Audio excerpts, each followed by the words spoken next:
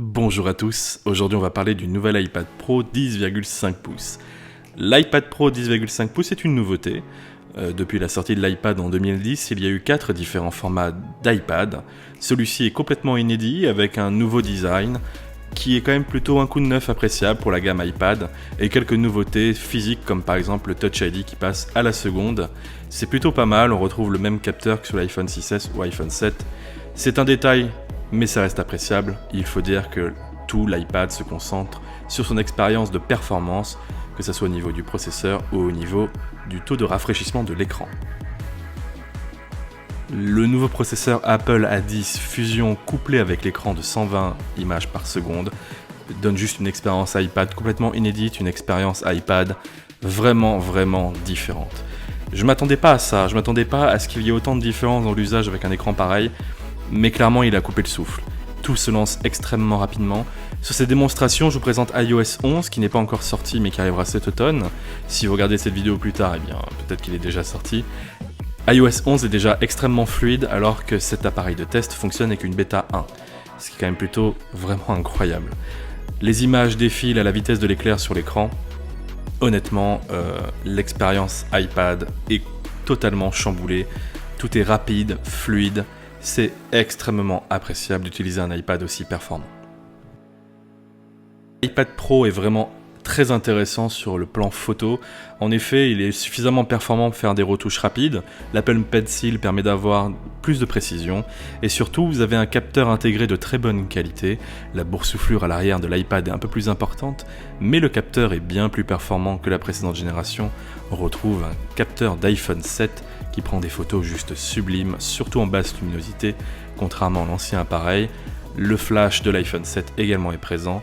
L'iPad est vraiment un appareil photo qui peut être à considérer.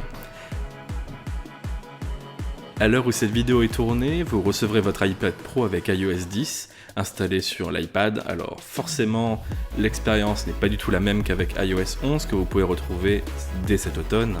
J'ai installé la bêta et iOS 11 s'affiche clairement comme un iOS un peu plus pro pour l'iPad, avec plus de performance notamment au niveau du multitâche et des rappels à macOS, par exemple avec le dock.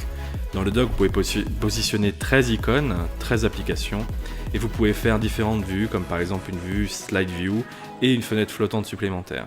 Vous pouvez avoir une vue Split View avec 2 applications, plus une fenêtre flottante, donc 3 fenêtres. Mais j'avoue qu'à l'usage, c'est pas forcément très intuitif et pas forcément très simple, et surtout forcément très pratique. Alors, justement, là on arrive aux limites d'iOS, même s'il est amélioré par rapport à l'ancienne version, on n'est toujours pas sur la flexibilité de macOS. Ce manque de flexibilité qu'a iOS et qui s'améliore avec le temps est très intéressant par rapport à votre choix. En fait, l'iPad Pro peut complètement être un ordinateur principal si vous n'êtes pas très exigeant en termes de flexibilité de multitâche. Vous pouvez tout faire avec, mais vous pouvez pas tout faire en même temps. Et ça, c'est plutôt dommage. Alors certes, vous avez le copier-coller entre les applications, etc. Ça marche très bien. Mais un clavier et une souris restent quand même plutôt performants. Alors le clavier, on l'a. Vous pouvez mettre un clavier Bluetooth, un Smart Keyboard.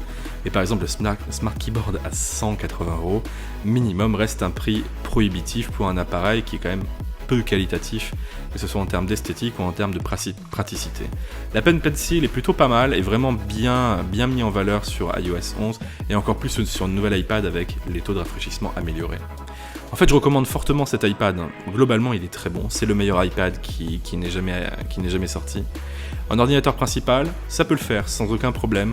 Si vous vous n'attendez pas d'un ordinateur de la flexibilité absolue, que ça ne vous dérange pas d'avoir moins de 3 fenêtres sur un écran. En dehors de ça, ça peut être un appareil complémentaire excellent, par exemple un Mac fixe. Je vous remercie de m'avoir suivi dans cette vidéo, n'hésitez pas à réagir dans les commentaires si vous avez des questions, et allez sur ma chaîne pour d'autres vidéos et d'autres tests. Merci à tous.